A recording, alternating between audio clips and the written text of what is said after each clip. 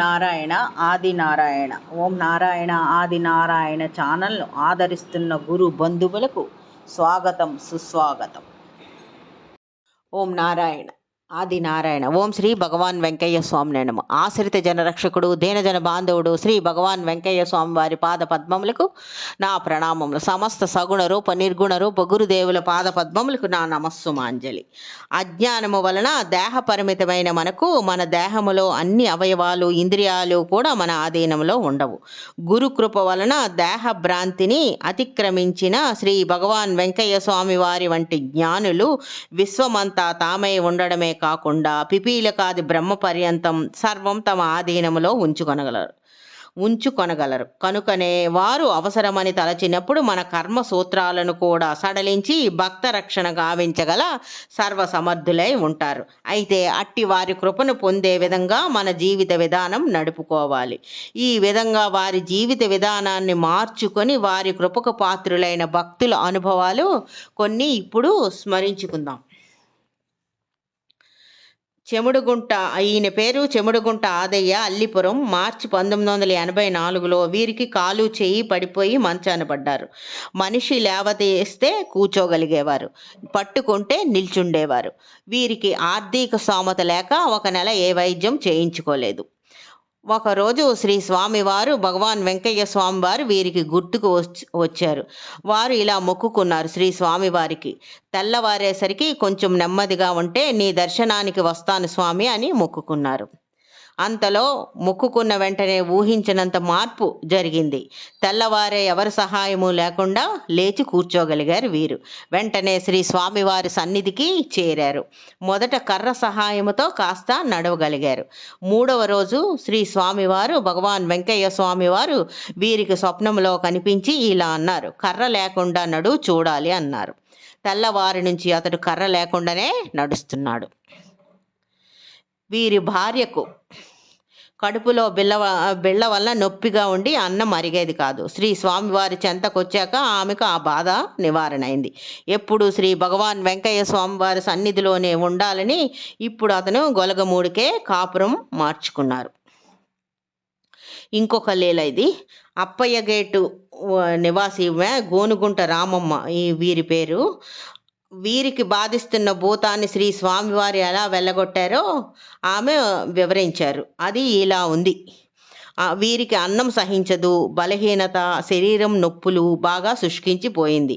ఎందరు డాక్టర్లకు చూపించి ఎన్ని మందులు వాడినా నయం కాలేదు.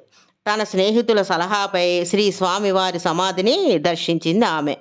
నాటి రాత్రి ఆమెకు స్వప్నంలో ఒక వ్యక్తి కనిపించి, చీ వెధవా, ఇక్కడ కూడా వచ్చావా, వెళ్ళు అన్నట్లు దర్శనమైంది.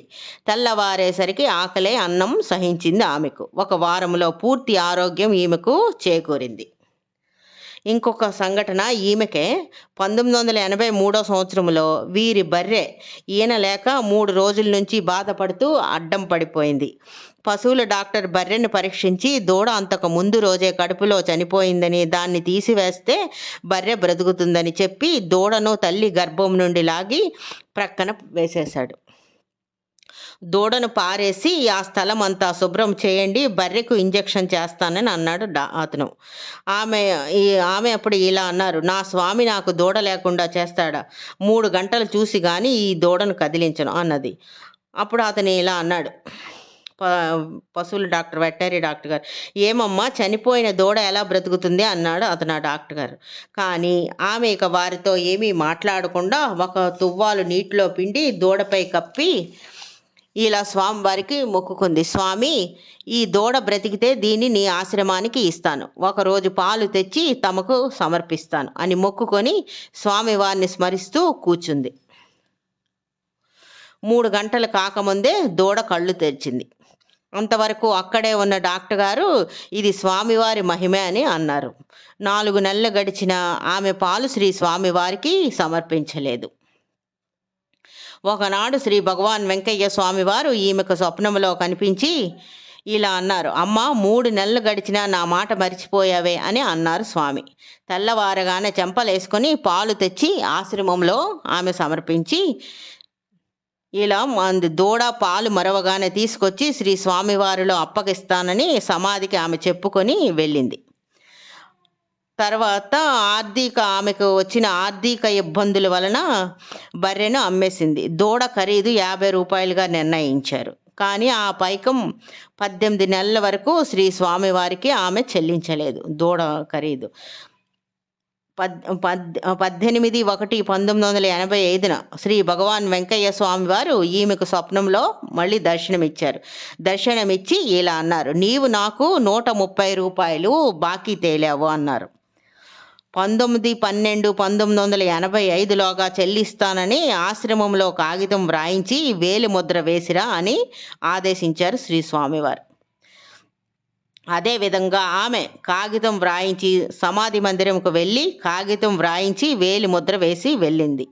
వెంటనే మొక్కు చెల్లించినందుకు 80 రూపాయలు స్వామివారు పెనాల్టీ వేశారు.